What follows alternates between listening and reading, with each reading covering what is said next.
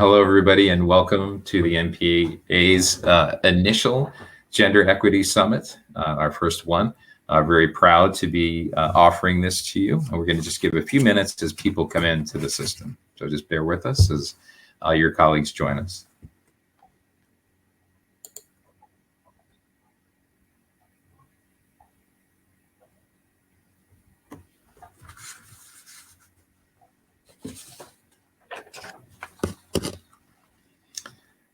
Okay.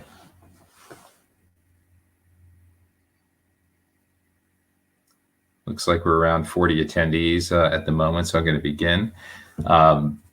So again, as the head of the National Postdoc Association, I welcome you to our first Gender Equity Summit. I'm Tom Kimbis, Executive Director and CEO of the NPA. We're the national voice of the postdoctoral community. Today, more than 70,000 postdocs across the country are providing creativity and innovation and leadership to some of the most difficult and challenging problems that we have out there and across all disciplines. And our new NPA strategic plan that we launched in April really highlights diversity, equity, inclusion as one of our 4 core pillars in which we will intend to address in the next 3 years. We launched this summit in light of this new plan, both to advance the conversation around gender inequities, but also to try to drive action based on the conversation.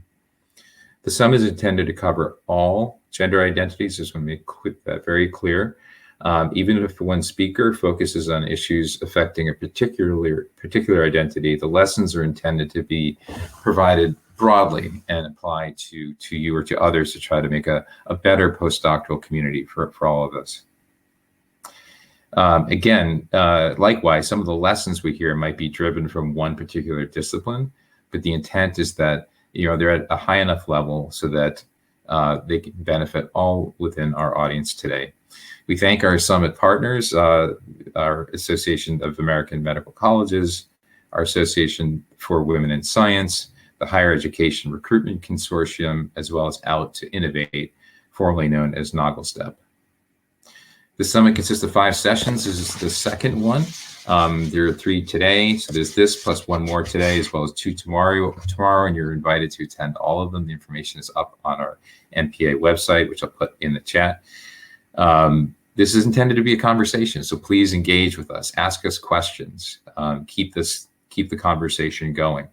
If you'd like to just chat generally about what you're hearing and what you're experiencing or have experienced, use the chat function in the vertical bar in front of you. If you have a question for one of our presenters, then use the Q&A function. That's just to the right of the chat and allows you to have a question go directly to the presenter. Recordings of the session will be available on the NPA website in coming days after the conclusion of the Gender Summit at www.nationalpostdoc.org. And again, we'll put that in the chat. If you aren't a member of the NPA already, please join us. For many of you, if you're individuals, for many of you, your membership is likely free as postdocs, students, faculty, and staff. If your organization that you are a part of is already a member of the NPA, and there's more than 215 organizations that are already organizational members, then your membership is free, and all you need to go to is our site to sign up, and then you'll get all of our news and educational and networking opportunities like this brought to you directly, as well as access to all of our NPA resources online. Keep an eye out for our Impact Fellowship program. That's our next DEI program that's coming down the pipe.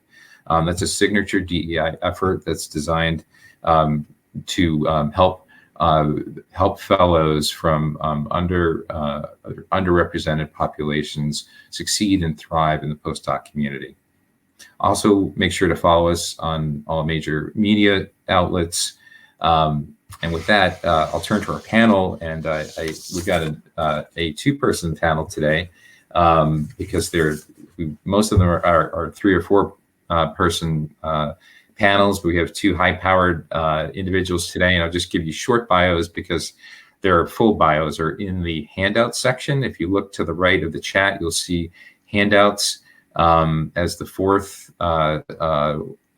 sort of tab there. You'll find some helpful information that our speakers have provided, the bios right there. and feel free to download there. But just very briefly, we're thrilled to have Diana Lautenberger here from AAMC. AAMC is a fantastic partner of the NPA. If you're not a member of AAMC, please look at their structure. They're one of our closest ally organizations. Diana is Director of Diversity and Inclusion and Women in Medicine and Science, and helps advance underrepresented minorities and women faculty in academic medicine through education, research, outreach, and member engagement. And she does just a ton. I won't go into it. You can see in her bio around this area in DEI, and we're just very thankful to have her on the panel. We also have Sandy Robert. Sandy is CEO of AWIS, the Association for Women in Science. It's another fantastic close ally of the NPA. Does a lot to help advance the postdoc community. So we thank her for that, as well as participating today. In her capacity, she leads the entirety of the organization, including its market positioning, partnerships, membership, et cetera, as you might imagine. But one thing to keep in mind with Sandy is, she says in her bio, she loves to speak geek because she does have an engineering and technical background. So it's fantastic to have the two of them today. And it's my pleasure to turn our conversation over to Diana Lautenberger for AAMC to kick us off. Diana? Great. Thanks so much, Tom. And it's so exciting to be here.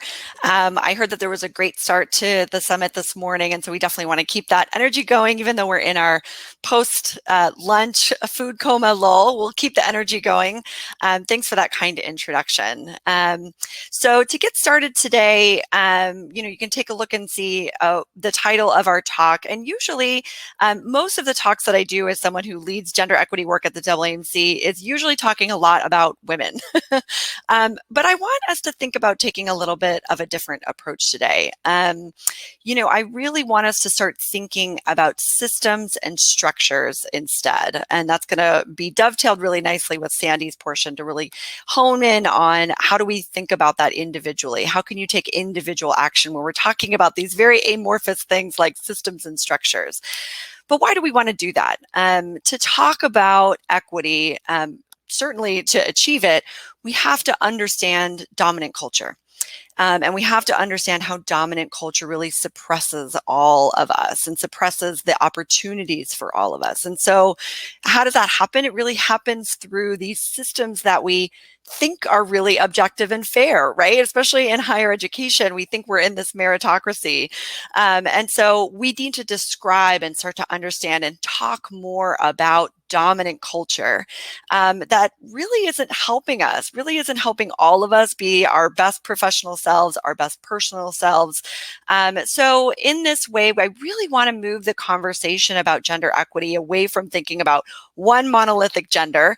And it's really not about women getting something special, which is the way I think a lot of people think of it, but it's really about all people having opportunity and the resources that they need. So we have to understand this system of inequity, which really advantages some people and disadvantages others. And so I think that that terminology, advantage and disadvantage, is really useful. So we're going to dive right in. But before we do that, I just want to take a quick moment and pause. This is really difficult stuff to talk about. This is personal reflection. It's organizational reflection. And just want to put a little bit of a trigger warning at the top. Whenever we're talking about inequity, that can really bring up a lot of feelings, both for folks who are oppressed in this system and also for people who maybe are in that dominant culture. And I just want everyone to be a little bit mindful of their feelings today, not getting too overly sensitive about it, but when we talk about these things and when we talk about gender equity, sometimes folks can feel like they're being attacked. And I want us to all just sit with our emotions today. Anything that might be said, if you're having a really strong reaction to it, maybe just put a question mark behind that reaction and think about why you're having such an emotional reaction to something. And it's really important at the beginning for us to describe the difference between me actually describing an actual phenomenon that's going on in our organizations and a personal attack, and they're not the same thing. And they often get conflated, and folks feel like they're being personally attacked because we're describing oppressive, dominant cultures and dominant systems. And so it's really important for us to just level set at the beginning here in terms of really being mindful of what's coming up for us when we're describing dominant culture, when we're describing oppressive systems. Because if we're not talking about these systems and structures, we really can't get to equity at all. Again, we want to pull it out of, let's focus on women, and let's really focus in this portion of the talk to think about these systems and these structures that are really harmful and exclusive in our environments. So I always like to start with privilege, and it's always where we have to start, right? Because we have to understand where all of this really harmful behavior, bias, discrimination, where does it come from? And we really have to start with ourselves, and we have to understand our own privilege, our own identities, and what we're bringing into our cultures, into our environments, and into our spaces. And really, privilege is a really confusing term for some people, and I totally get that, and I think that's totally valid, because a lot of people don't feel like they're privileged in any financial way, in any organizational power way, but that's really not what we mean when we mean privilege. It doesn't mean you were born with a silver spoon in the mouth, right? It means basically that you just have some social capital based off an inherent identity, unearned identity, that society really values as more valuable than other things, and that's really all that privilege means. Like I was just describing for the trigger warnings, it's when you're feeling like you're being attacked when someone's describing their experience to you. That's an example of having some privilege, that you are allowed to be in a space and have sensitivities about someone else just describing their experience to you. And so one way that I like to think about privilege, it's really not about having something. It's about not having barriers to other things, and it's like resources, like opportunities, like networks. And so sometimes I think that's a more helpful frame of reference for people to really think about that. And so how does that really contribute to these systems? We're building a scaffold here. Privilege really comes from those identities that hold power in our United States kind of context. So even if you don't feel like you have power, if you have any of those identities that are in the middle of that circle, that's what we are talking about when we talk about systems of power or identities that have power. Even if you don't feel like it, you do actually have some of that power, social capital, walking around just with that unearned privilege. And so how do I like to think about privilege? It's, if you don't have to think about it every day, if you aren't reminded of it every day, it's probably a privilege. I don't think about being white every day. So that's my white privilege coming out. I certainly think about being a woman every day and am reminded about that every day. So sometimes I think that that's a helpful way for us to really think about some of these things. And so we have to understand how these privileged identities become dominant and eventually lead to control our systems and structures. There's a great example that Malcolm Gladwell writes about, in that in the US population, only 14% of all men are over 6 feet tall. But among Fortune 500 CEOs, almost 60% of those CEOs are over 6 feet tall. And so is there something inherently about being over 6 feet tall that makes you a better leader? No, it's this arbitrary character trait that we assigned some kind of power and privilege to, that has now formed this dominant culture in the United States. And it's very similar when we then look and get more specific about leaders. 25 Fortune 500 CEOs are women, while there are 23 are just named John, right? There's nothing magical about the name John, but it's more about this shaping and creating this dominant culture that really looks like a certain kind of person, and we gets narrower and narrower and narrower when we get to the top of our organizations. So these examples, they help us start to kind of set the stage for how we create these really narrow and formal and informal systems that really continue to advantage some people and disadvantage others. And so it's really important for us to think about that when we think about how gender bias is really showing up. And so I think traditionally we've really thought about gender bias in this way, right? This overt, hostile sexism where it's very clear, it's very overt in terms of someone really demonstrating their dominance over another kind of person. And we do have some of that, I think, today. I think many of us on the call would be able to point to situations where that has happened. But what we're seeing a lot more now is this term called benevolent sexism. And it's where it's a form of sexism that's a bit subtler.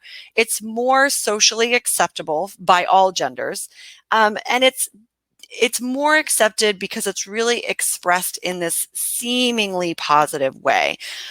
But at the heart of it, it really still is about men's role protecting and kind of overseeing and providing for women in a way that's not really speaking to equity at all. And so when you have these two things, the result of this is ultimately reinforcing a lot of those gender myths that we have, reinforcing a lot of those gender norms and gender roles that we have, that we think about that are alive and well today. And so there are some examples that we can think of. Yes, hostile sexism, that we tend to kind of think of that as something of the past, although it's still, very much around today. But we really need to start tackling this idea of benevolent sexism because it is alive and well and is really ultimately not getting us anywhere when we're talking again about creating equitable systems and structures, because it's continuing to hold up this idea of a dominant culture, a dominant type of person that's really allowed to rise to the leadership ranks of our organizations. And so it's important for us to really understand the difference between those two things. And so I think we see these behaviors, this benevolent sexism, these things around us all the time, but we don't really do anything about it, right? We don't really say anything about it. And why is that?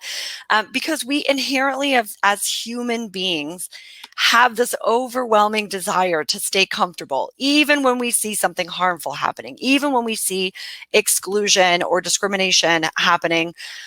At the core of us as human beings, we just want to be comfortable and safe all the time. Even if we know that there's probably a better way for us to be going about something, it's inherently ingrained in us.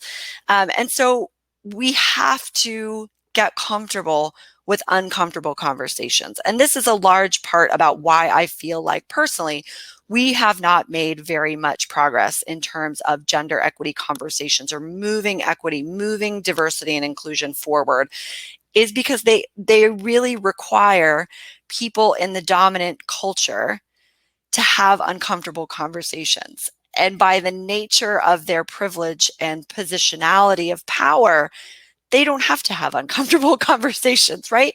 And again, I can apply that to myself. I'm not trying to make this an us and them. As a white person, I don't want to have uncomfortable conversations about my white privilege, but only when I do that can I move this conversation about equity and inclusion forward. And so we have to understand that by folks who really have the most opportunity, the most power to move these conversations forward, those in the leadership, by not having these conversations, you're making a statement and you're really allowing or not allowing equity efforts to move forward. And so pushing this idea of being able to be comfortable and wanting to have those uncomfortable conversations is square number one if we're going to move gender equity forward, if we're going to move other diversity, equity, and inclusion systems and efforts forward. So I like to call this the shift. And we have to think about our systems. Again, we think about them in this, it's a meritocracy, it's higher education, you get what you put into it. We think about our systems in this way, but they were really designed by and for a particular person in mind, many, many decades ago. And we can think about how our systems, both informal and formal, are reflective of that today. And so I encourage people to think about, imagine a factory. And imagine this factory was completely designed for right-handed people. All of the buttons are on the right-hand side, all the levers, the stairs, they only have a handrail on the right-hand side. Just think about everything you could possibly do in a factory, but it's only designed on the right side. Now, you could understand if finally right-handed people started to allow left-handed people into their factory to work and perform and have this job, that left-handed people would not do as well. Not because they're not as talented, not because they don't have great ideas or have leadership capabilities, but because everything was designed with a different type of person in mind. And so I like to use this metaphor when we describe our organizational cultures, inclusive of science, inclusive of higher education, in that we need to make this fundamental shift to a system that accommodates for all. It wasn't designed with one person in mind. It wasn't designed for people who had caregivers at home. So that didn't need to be considered in the organizational performance or culture at all. It's designed for everyone in mind. And so this isn't about band-aiding, a little structures and little policies here and there. It's about a fundamental culture shift. And that's the uncomfortable conversation, right? It's for us to think about, how am I privileged? What am I contributing to the exclusionary climate and culture? And how can we fundamentally make this a place where everyone is really free to express themselves and to get the resources and things that they need? Now, sometimes when we say systems, that can be very, again, amorphous. And it's kind of this thing out in the ether, oh, the systems, we have to change the systems. And there are definitely policy changes to formal systems that can absolutely benefit diversity, equity, and inclusion efforts.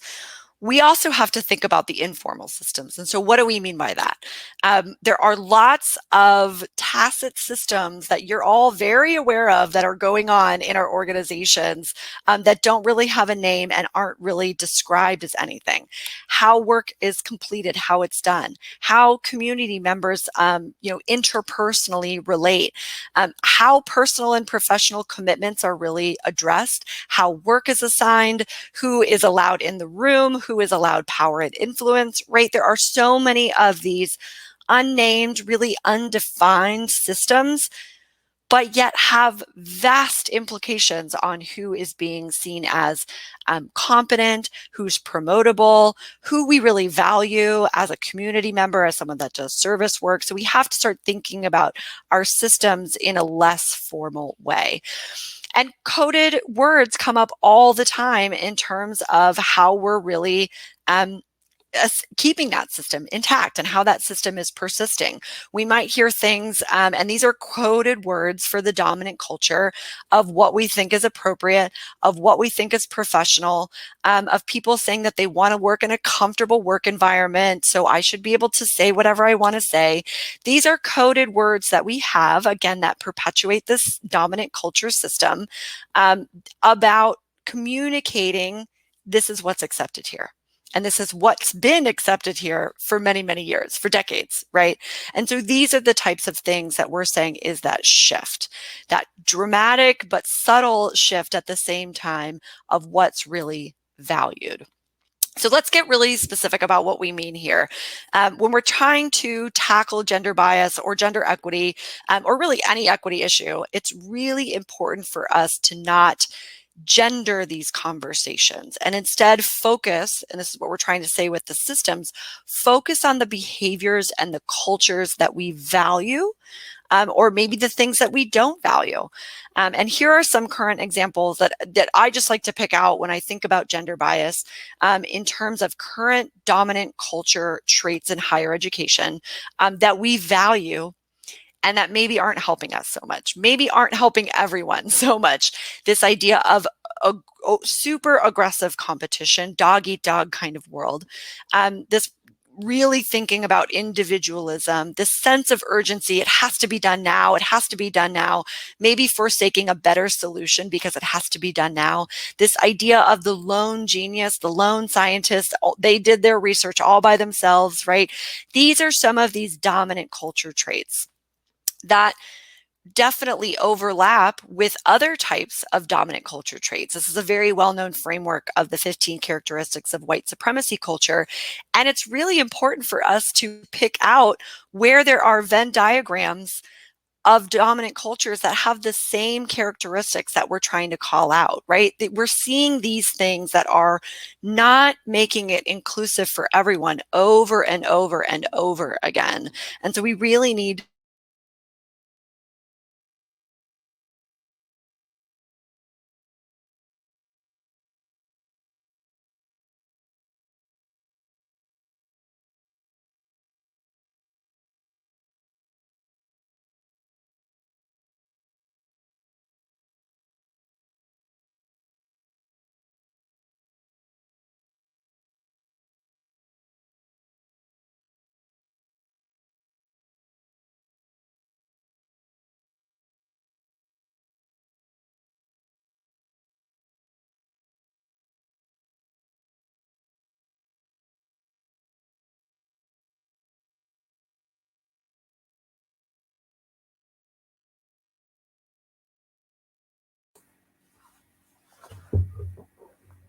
Hey, folks, if you can hear me, we're going to try to fix this feed.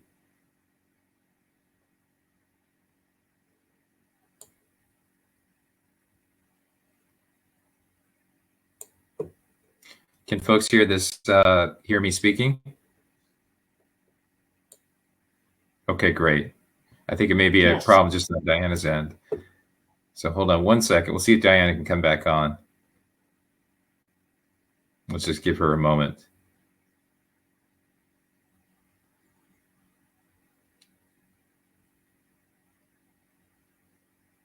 I was right in the middle of listening to that passionate coverage of this slide. Okay, I think here she comes back.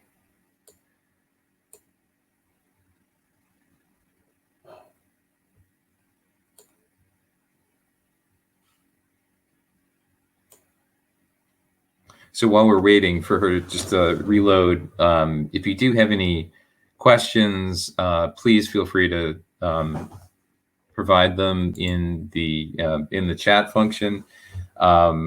Just questions you want to ask of the entire group, or ideas or thoughts you have based on what Diana has just been covering. If you have specific questions that you'd like the presenters to address, please put them under the Q&A function, and we'll go from there. Just to keep in mind, for the summit itself, this is the second panel. Our third panel will be coming up at 3 p.m. Eastern, so 12 p.m. Pacific, and that's going to be led with in conjunction with our partner, HERC, the Higher Education Recruitment Consortium, and the really interesting topics in dealing with how to advance postdocs' careers and the impact of everything from choosing to become a postdoc to interviewing for a career and succeeding in that career. So that the whole career spectrum, and what gender impacts and inequities might arise along the way, and how we can possibly address them. So that's coming up as panel 3. And as Amy has pointed out, if you're on social media, you can share your thoughts using that hashtag NPA gender equity. We'd appreciate that very much. So I'm actually going to transition. Sandy, I don't know if your feed is working okay.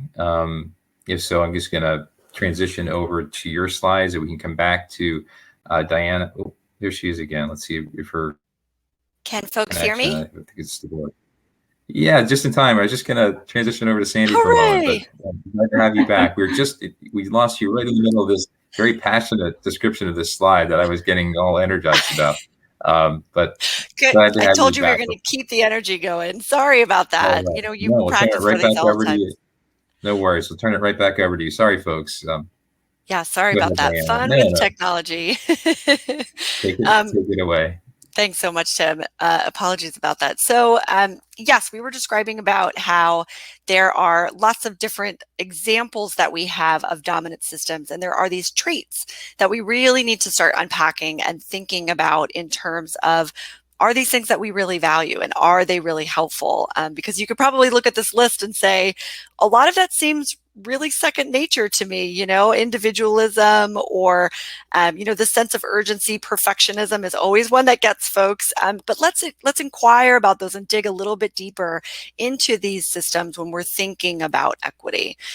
And so really at its core, individual behavior is really just another system to maintain that status quo. And it's really in this kind of vicious cycle where characteristic X, whatever that is, without a gender attached to it, is valued by society. Some people exhibit that characteristics, and only some people are rewarded for that characteristics. We could think about negotiation. Women are, usually punished for negotiating, whereas men, kind of get what they negotiate for. But it is rewarded, and so then everybody mimics that characteristic X, right? And then it kind of starts the whole cycle over again. So we can think about this individual behavior as a way to really keep that status quo and maintain that status quo. And at the heart of it, it really then, if that's the case, leads us to question, why do we value what we value? Why do we reward what we're really rewarding in our organizational cultures?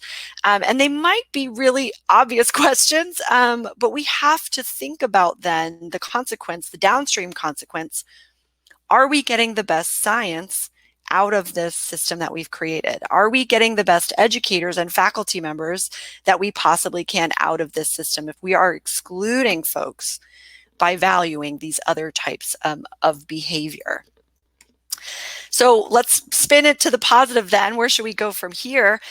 We need to start thinking about different kinds of character traits that we should really be valuing, right? If there are exclusionary dominant culture traits that are really not helping everyone, what should we really be thinking about? Again, these should not have gendered connotations to them, but we can think about flattening these hierarchies. Why do we need to have these rigid hierarchies in our systems? What function are they really providing? How can we prioritize more collaboration, slower, thoughtful processes instead of this sense of urgency? Thinking about the collective genius as opposed to one person. We very rarely have one person on a paper, right? One author on a paper. How can we think about this collective genius? Really balancing this sense of, our personal selves and our professional selves into a whole self, where we don't have to pretend that our personal life doesn't exist at all.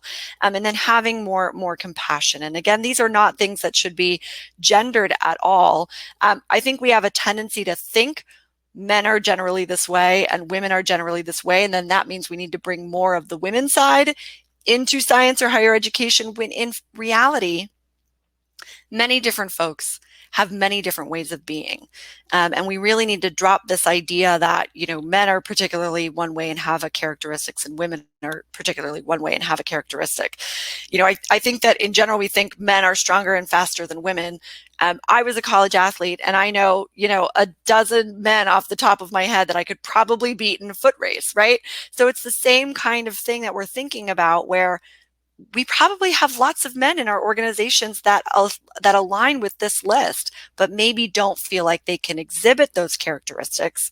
Therefore, they aren't rewarded because of our dominant cultures and what we say we value and what's really allowed.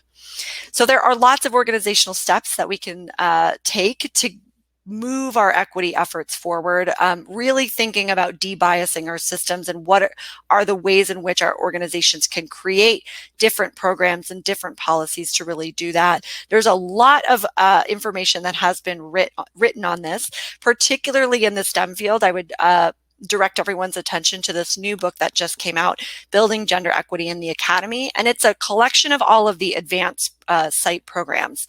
So, which is a really fabulous book that really collected all of those practices,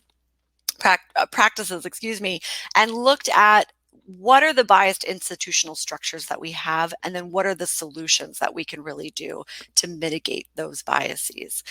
And so the last thing that I'll just impart you with is when we think about diversity, equity, and inclusion, really gender equity should be part of that overall framework and not really thought of as something separate and outside of it.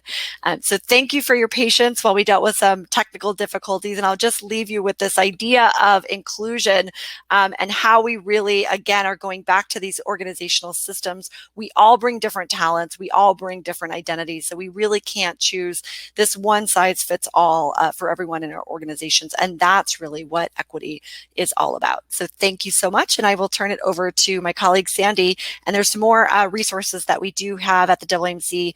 If you just go to our gender equity site, the link is right there. So thank you so much, and feel free to get in touch, and I look forward to your questions. Thanks so much, Diana, and no worries on the technical side. It happens. And we're getting some good questions coming in the chat, and feel free, again, use the chat. We don't have to be overly specific about it. If you have questions for the whole group, put them in the chat. If they're just for the presenters, there's a Q&A tab. But other than that, we're getting some good questions coming in. Keep them coming. This is intended as a conversation that does not end today, obviously. And so we will go from there. Peter, I'll get to you in a second, and I'll turn it over to Sandy Rivera. Sandy, thanks so much. Great. Thank you, Tom. And Diana, what a wonderful presentation. I think it was probably good for all of us to pause a little bit longer on those traits, and because they are very important and a good reflection point. But I'm glad you were able to come back and take us through the rest of your slide deck on systems. Really powerful stuff. So as Tom and Diana and I were talking about this in preparation for today, we thought that a good way to look at this in service of today could be to look at both the system and then to think about it more from the personal perspective of what can each of us do, what are we empowered to do as leaders and as individuals. So I think it's really hard to talk about systems or to talk about our behaviors individually without kind of going back a little bit and forth. But let's start, if we can, by just kind of looking at the participation of women in the STEM spaces. And if we think about those who have PhDs and the data that we're looking at here, we're looking at a 20-year spread.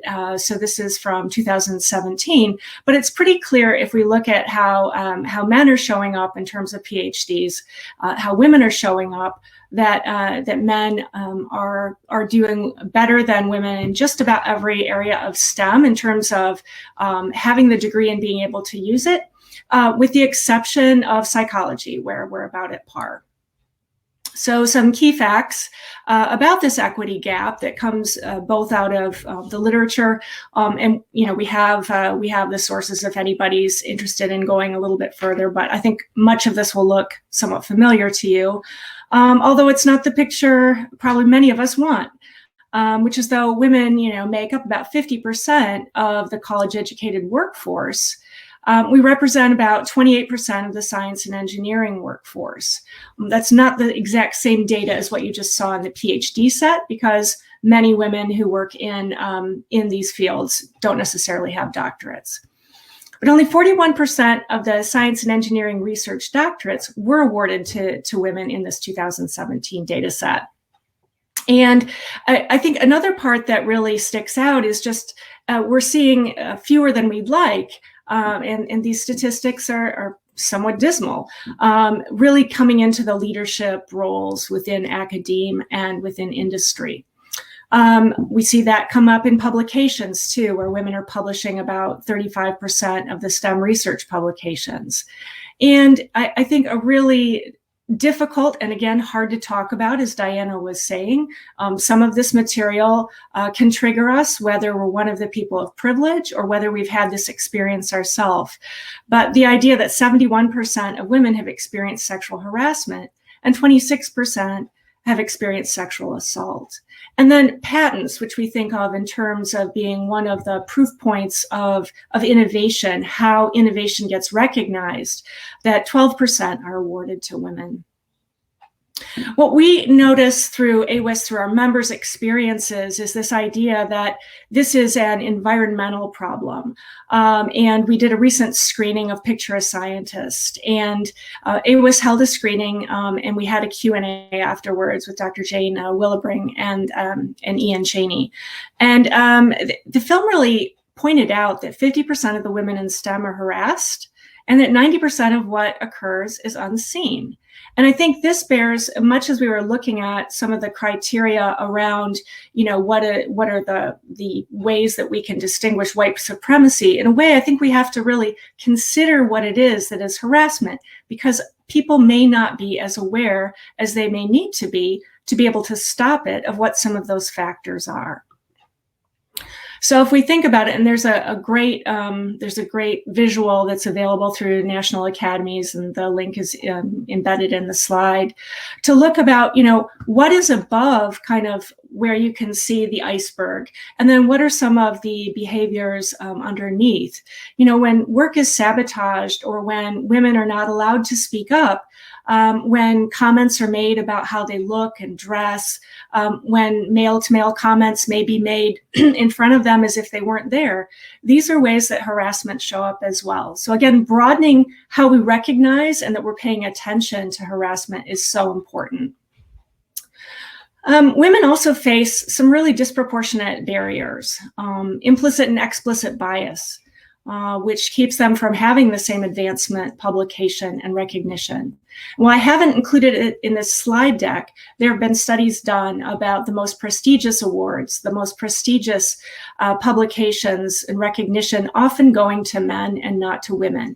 And this is important because it really affects how women advance in these systems. It also really impacts their ability then to mentor and help foster the next generation. And I think we have to stop and realize how much that ability to network, be a mentor, be a sponsor, is impacted when women don't reach into leadership roles. So they also face the disproportionate barrier of higher teaching and advising loads. If you're the only woman, if you're the only Black African-American woman, you may be asked to take on the load of people who look like you, sound like you, and to be their mentor or sponsor. And if there aren't many of you in faculty, then you end up having a disproportionate burden. Women report fewer speaking invitations and other forms of marginalization, like stereotypes. And this idea, again, of networks where women can help other women, or where men are aware of their need to also bring forward, help prioritize, suggest names of women when promotions are available. These are ways that the system affects the individual. So we also recognize, and I think we're in a great place to see this coming out of COVID, is about how many women in science were disproportionately affected by their need to take on caregiving roles as well. We see, and we know through various studies as well, that these challenges are even greater for women who come from marginalized communities and the BIPOC and LGBTQ+ communities. Another area that is particularly important to AWIS and that we've done a study on, we're looking at reviewing and opening this program up again. We're currently looking for funding for it, is an equitable awards program study that we did about 10 years ago. And what we noticed in that study from 10 years ago were key success factors from what we observed in many of our science society sister societies. That there's an ability to impact who gets awards when we assemble a diverse selection committee, and that we look for the same diversity characteristics that we would look at in terms of a way to make sure that the people who we will be looking at and considering are also represented on panels. That we avoid conflicts of interest so that we maintain objectivity, and really look at making sure to evaluate nominees on clear criteria.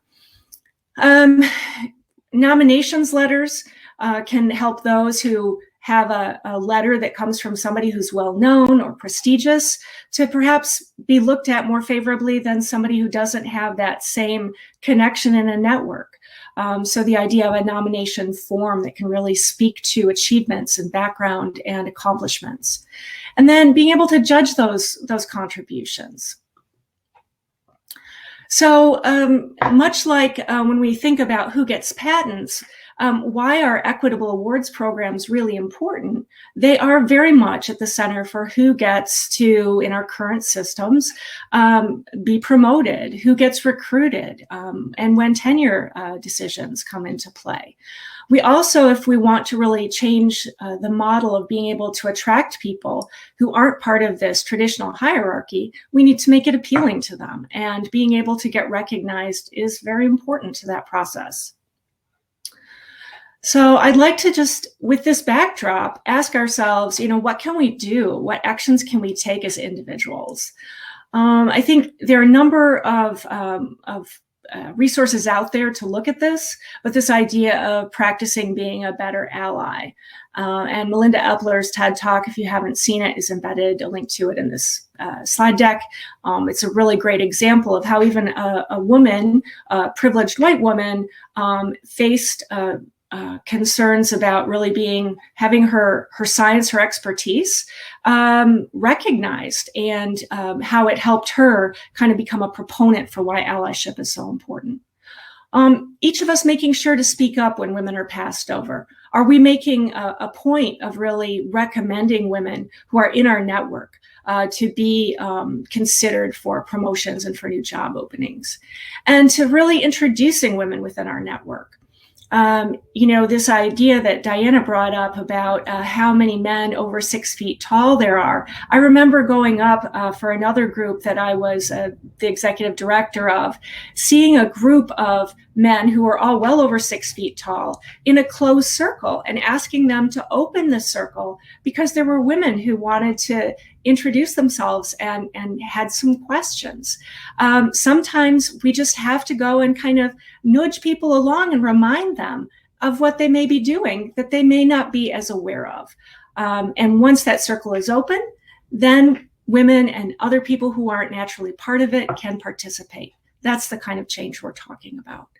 There are also a number of associations in addition to AWIS who have diverse hiring practices, or who can help you diversify, I should say, your hiring practices by being able to benefit from their job boards. This is a great way to help increase who's at the table, and also to make sure that in your own workplaces, you do what you can to influence women being able to have flexibility so that they can take care of the caregiver roles.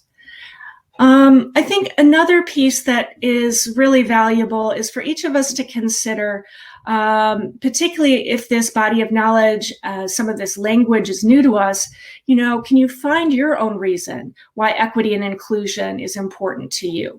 It may be the business imperative, but it may be a more personal desire to want to see women represented at parity, or it may be you as a person wanting to see other people who show up and look like you included in those who are at the table. So I encourage us to listen and seek to understand the unique experiences and perspectives of the women in our circles, and to support them in their journeys, because as Diana mentioned, it's both a system, but it's also very much what each of us do individually, and speaking up and getting outside of our own comfort zone to have the impact that we can. So I look forward to engaging in some Q&A here, and look forward to staying connected. Thanks very much.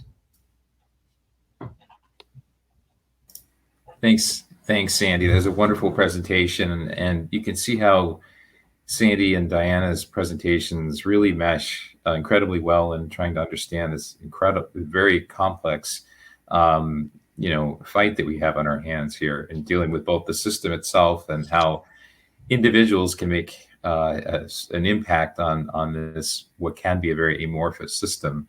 And that system is made up of individuals. So it's circular in some ways, but having these two components is so critical. So thanks to both of you for those wonderful presentations. And we do have, as I said, we do have time for Q&A. So if you do have a question for one of our panelists, please enter it in the Q&A box. And we have had a few come in already. I took the liberty of moving some over, some excellent questions that came in from the audience over from the chat to the Q&A. Diana and Sandy, you should be able to see them. Maybe we'll start out just right from the top with Mariana's question about the white savior traits. For those of you who are just dialing in on audio, there's a question that asks, I tend to see a lot of white savior traits and how males deal with EDI or issues. In my view, this serves to keep them in the spotlight instead of shifting the focus to minorities and giving them a voice. Do you have any thoughts about that? I can start. I have lots of thoughts about that. No surprise there. It is something that we see quite often when we're talking about, white allies or men who are allies. How are those with dominant identities trying to be allies to marginalized folks? And I think that this comes up all the time. And there are dual reasons that I think we should think about in terms of, yes, it is a way to describe this dominant culture of, again, not listening to those who are marginalized, not listening to those who are more vulnerable in terms of that context. But then it's also, again, that self-perpetuating cycle, right? Where I think a lot of men and a lot of white men feel and have been socially nurtured to feel like they need to have the answer. So I think there's a both and again, this is all about how we're describing this dominant culture of, yes, I think I have the answer and I'm going to give it to you instead of asking how I can support you and how I can step back and listen more. But then also this self-perpetuating sense that I should have the answer because I've been told since I was a young boy of 3 years old that, a man always has the answer or a man takes charge, right? And so I think we have to think about that nature and nurture as well when we're thinking about these incredibly complex systems. Mm-hmm. Yeah, to pivot off of what Diana's saying, and I very much agree with your insights, Diana. I think a lot of men who have been close in my circle and have been mentors to me even, as well as people I know more generally, would characterize themselves as being problem solvers. So they want to help solve the problem. And, whether that's something that they feel or whether that's something that within their job function, that they're paid to do. And I'm saying that just to kind of name it. I'm not saying it to excuse it or to say that that's something that we should continue to do. But I wonder often too, to the point I think you made, Diana, about how sometimes there are men who very much would like to be able to act in a different way, but the system yet does not really let them do that. I have somebody I follow on social media who's a male CEO who's very much into self-care and very much into self-compassion. And that's a very unique thing. I do a lot to try as an individual to thank him and to recognize when he posts that, because I think for us to change away from men needing to be problem solvers and men being able to be supported for being more caregiving and more attuned to that emotional fabric that we have. I think it's really important to recognize and support those who are doing that because they may feel very vulnerable in doing so. Great, thank you. Thank you for that response. Let's jump to the next question. I know that looks like Andrea's question is in two parts. She has a clarification down below. But let me start with this about, it sounds like her question has to do with cultural traits. And I think it came out of a slide, Diana, that you had about the white supremacy and white dominance. And my understanding from reading this question is that she's trying to get at the whether the cultural traits might impact those white supremacy characteristics, or are those perhaps more Western or US focused, or I'll leave it up to you. Yeah, definitely. So, and thanks for picking up on that in terms of thinking about how a lot of the characteristics in these systems overlap. And I think the takeaway from those is that a lot of the systems and those traits are really based off a zero-sum game that are based off a scarcity model. So white supremacy operates out of a scarcity model. hegemonic masculinity operates out of a scarcity model where it's ultimately this: if you get something and if you're entitled to something, then that means I don't get something. And that's a false equivalency. And I think that that's what we're trying to describe in these systems, is to get away from that thinking, that either or thinking, or that zero sum game. That's really what we're talking about when we talk about equity. And I think that's a hard jump for folks to make, because we've got these pervasive cultural narratives of, well, if I'm giving something to someone over here, that means I'm not getting something. And that's just not true. We've got so many resources. We've got so many ways to give people opportunity, that it doesn't mean that just because we're going to support one group over here, that means another group is not being supported over here. And so just to get a little bit more specific about it, there is a framework that I reference, which is known as MCC, and it's Masculinity Culture Contest. Jennifer Berdahl out of University of British Columbia coined this term, and that's her whole focus area, is describing these really masculine organizational culture traits that in many ways map up and align very well. Not that that's a good thing, but align very well with white supremacy. So, I mean, there's a whole lot that we could go into in that, but I think the takeaway is that there are similarities between these things, which, yes, in an American context, we can see that it's white men that are at the top of these systems. And so it's really picking apart and interrogating those narratives of why do we, again, value individualism necessarily? Why do we value perfectionism when these aren't really beneficial things that are helping us at all? Sandy, do you want to comment on that, or else we can move to the next? I think Diana's comments are spot on. I don't have anything to add. Okay, great.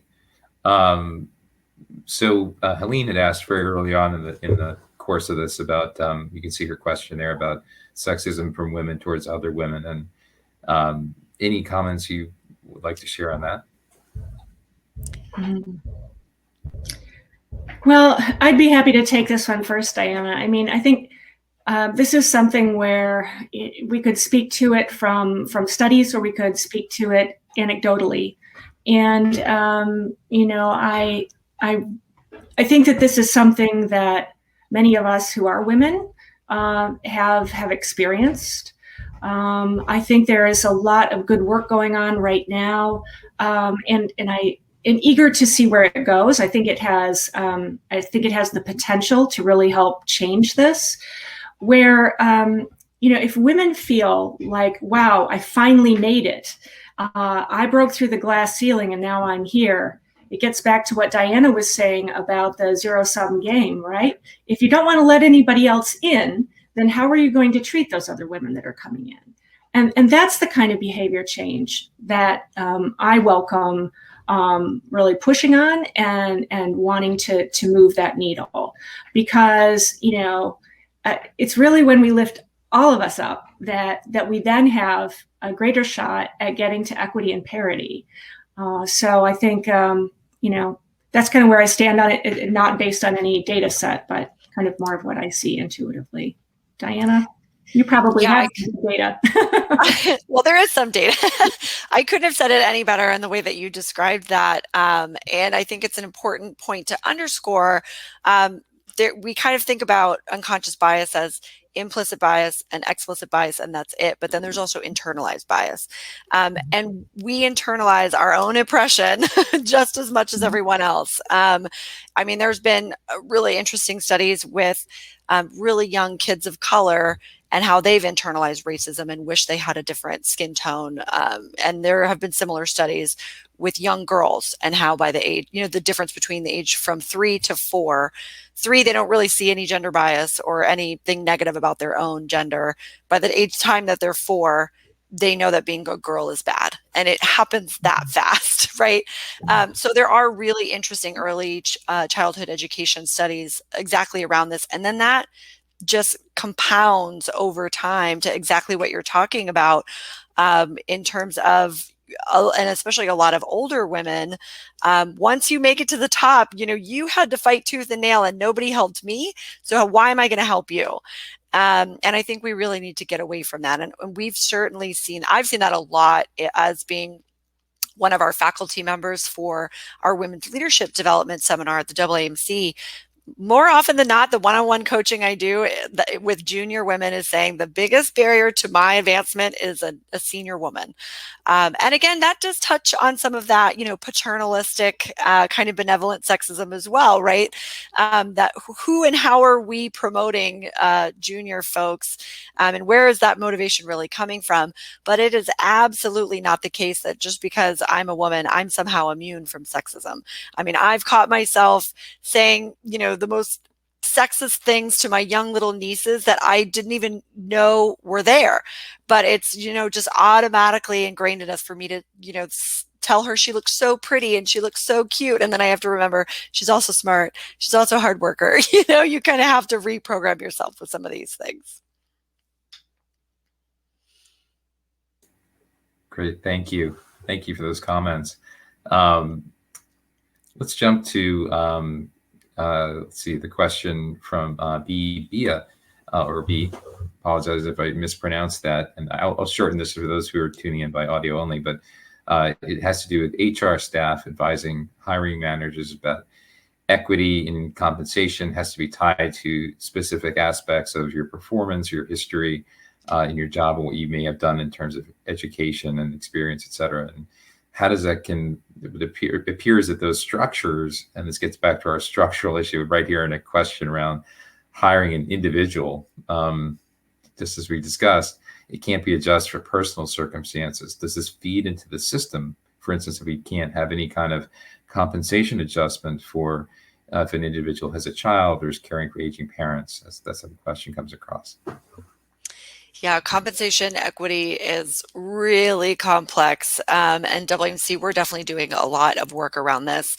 And the underlying takeaway message is equal pay for equal work.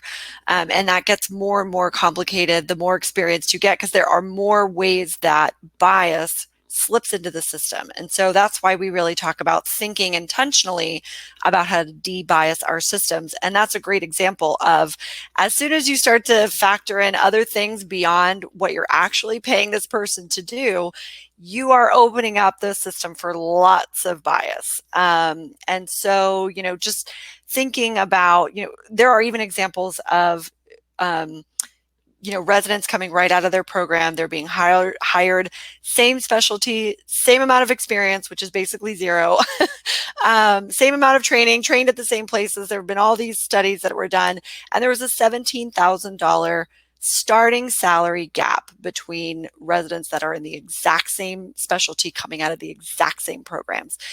If we think $17,000 is maybe a lot or maybe not that much at the beginning, think again about how that compounds when you've got all of this different experience, or other ways that bias might come into that. And I think that starting to bring in family or other things that are outside the home, yes, we need to think about whole selves and whole individuals. But we know from compensation studies that there's the fatherhood bonus in terms of salary. If a man has children, their salary typically goes up about 6 percentage points. Whereas once women start to have a family, their projected salary trajectory goes down 4 percentage points.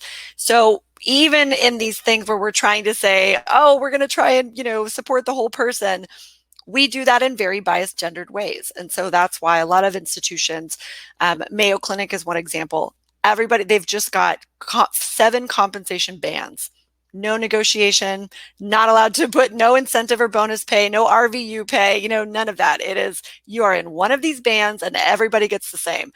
And we'll see how that's, really going to bear out. But I think the more we can de-bias our systems, because we're just too flawed as human beings. We're trying our hardest. We're doing the best that we can. But if we can eliminate the bias or the opportunities for bias in our systems, the better. And I'll see if Sandy's got anything else to add to that. Mm-hmm. Yeah, I would just add to that I think that, again, from an individual perspective, what women can do is, and it does put a burden on us, but we can pull together the data as we go into interview situations and make sure that our negotiation skills are as up to date as possible, and use the data to really talk about the salary that we expect to get based on what compensation, what comps are for that particular role. I don't know, Diana, do you have any suggestions about good sources of data for compensation or other compensation studies that you might suggest to people? Yeah, so actually the AAMC, we put out a salary equity report in 2019. We're working on a new one that will come out this fall.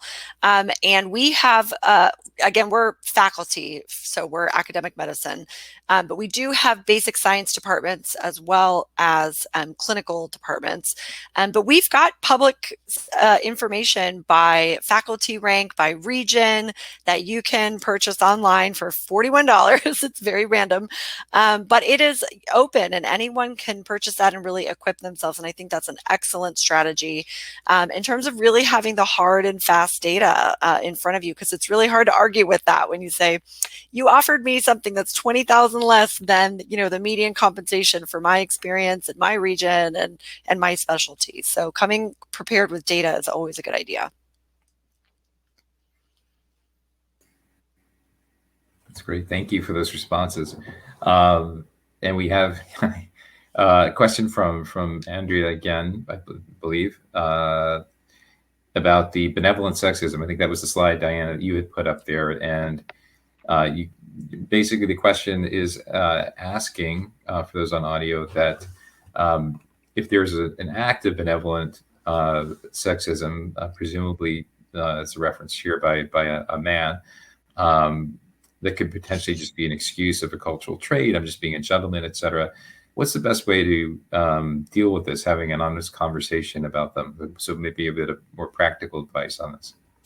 Yeah, sure. And this comes up all the time when, and it's sticky, right? There isn't always a perfect yes, no answer. A lot of this is about dialogue and a lot of this is about conversation. And this comes up a lot when I talk to folks that are from the South. Again, I'm from San Francisco. I've got a very different way of communicating than maybe someone from Alabama. And when older men call me honey, it drives me nuts. and I understand that there is nothing, they're not trying to be disrespectful about that or in that way. It's a cultural trait. And there is a conversation that we can have about that, because if we don't, we're continuing to privilege those who are already in a position of power and privilege. And it brings me back to this idea of intent versus impact. And in a lot of these conversations around microaggressions or, you know, sexism, racism, there's such a heavy focus on, well, I didn't mean it, I didn't intend it that way. And if we continue to focus on this person's intent, as opposed to the impact that it had on me, which you could say is a more negative experience than what their intent was, we're again continuing to privilege their positionality, right? And so what is important is that it is disrespectful to me. I do not feel respected, or I do not feel like a professional when you use that language. And so having those conversations of, I understand that you did not mean anything by it, but it really makes me uncomfortable. How about we just use first names? You know, having those kinds of very easy conversations and really getting away from this desire to always focus on the good intentions of people. And that's great. And most of them are good intentions, but they're preventing us from making progress is the point, is that we're continuing to say your experience as a marginalized person is not as valid as my intentions. So I'll just stop there and see if anyone's got anything else to add to that. Yeah, I would actually add too, you know, one of the things that I've been learning about as I've been on my own learning journey around DEI has been around the issue of the platinum rule as opposed to the golden rule. Many people who are raised in a Christian tradition were you know, raised to believe that do unto others as you would have them do unto you. But the platinum rule being around do unto others as they would like to be done to, right? And so just because we have the intention of wanting to do something well that comes from our own bias or our own background doesn't mean that that's received in a way that we would want it to be. And we shouldn't have hurt feelings about it. That's, again, our privilege speaking. But a woman who I follow on this topic actually says, you know, what you can do is you can ask questions, right? So if it's you trying to help out someone else, then you can ask what would be a good outcome for them. What are they seeking to get out of this this negotiation? What is the best possible outcome look like for them? On a scale of 0 to 5, with 5 being best, where would they put how you've reacted to it? And be prepared to then, you know, do some countermeasures to admit that you're wrong, to say, wow, thank you for bringing that to my attention. These are all ways that as individuals, we can show leadership and really show that we care about what somebody else wants, not about how we were trained and what our bias is. One other thing I forgot to mention in the previous segment around salary is the AWIS Career Center more generally too does have an area that shows average average compensation levels for a variety of science-based careers. It may not go as deep as you'd like in some areas, but it's a good source of data too. And is that addressing also, Sandy, I'm not sure if you had seen that question that came up in the chat, maybe that's what you're referring to, or maybe just happened to be fortuitous, but there's a question about the salary equity report, which we can also address offline. But well, we have a few minutes left, a couple more questions. So one is, I think it was Diana who mentioned, but I think you both are getting it, have mentioned that the point about, the difference in age or generation and how treatment occurs across genders. And I'm curious if you have seen any your own personal experiences, professional experiences in terms of, say, the next generation or newer generations of workers coming to the workplace who have been exposed to, not in Diana, in your example, say the maybe limited communications as sort of a 5-year-old boy being told, here's what you're supposed to do, but somebody instead who by the age of 13 or 14 has already been communicating with hundreds and looking at thousands of different posts on YouTube and TikTok and Instagram, et cetera, in different ways, and seeing different commentary and points of view that somebody raised in the 50s or 70s may not have seen. So have you seen differences in terms of the consciousness maybe around gender equity issues in the younger generations? Oh yeah, absolutely. I think that the pace with which kids today, and I'm not a TikToker, I'm not on Twitter, but I hear it's a thing. I think the pace with which kids receive information is, I mean, I don't know what the data is, but they can just consume so much more information, and meaning so many more perspectives. They can get exposure to folks that are not like them at a much higher rate than people even, in my generation, which is a little bit, pre-internet. And so, I think that we are seeing this in terms of, again, we focus on medical schools.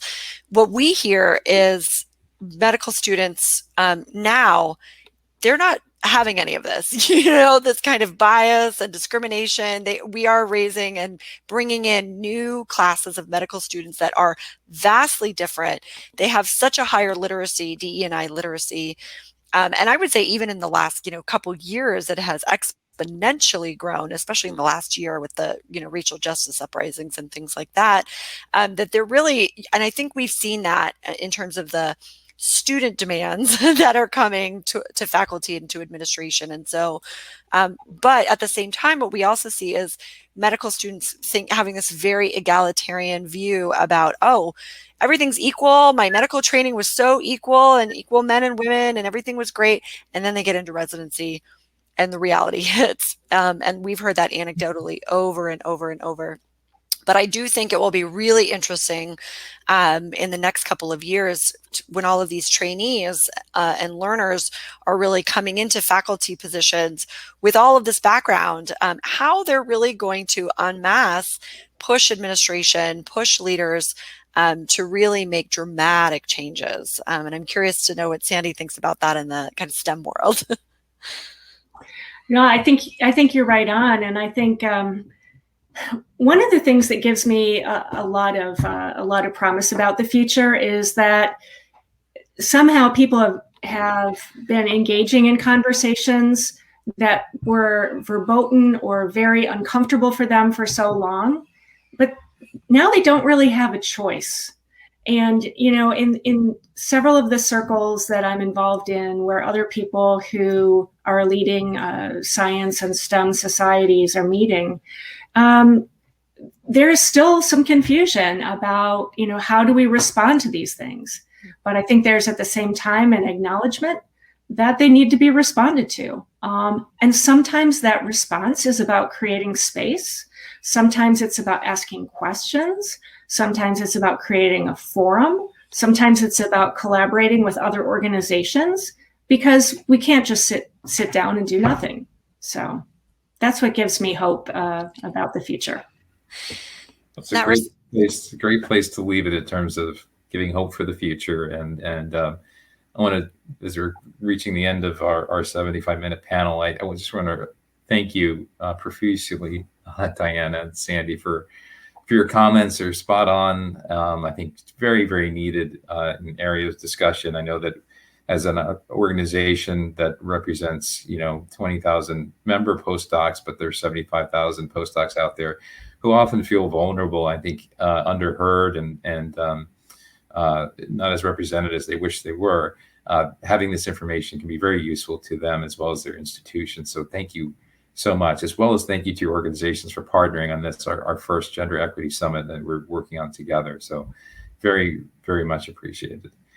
And with that, we'll just have a reminder that in about 45 minutes, we'll having our panel 3 that I mentioned during the short technical break we had in the middle, featuring the Higher Education Research Consortium and the continuum of the spectrum of postdocs or PhDs, all sorts of students as they move from the academy through perhaps through their postdoc period, perhaps not, but through and into a full-time, more permanent career, and what sort of gender inequities may occur along the way, and how we might be able to address them, and try to bring those to the fore.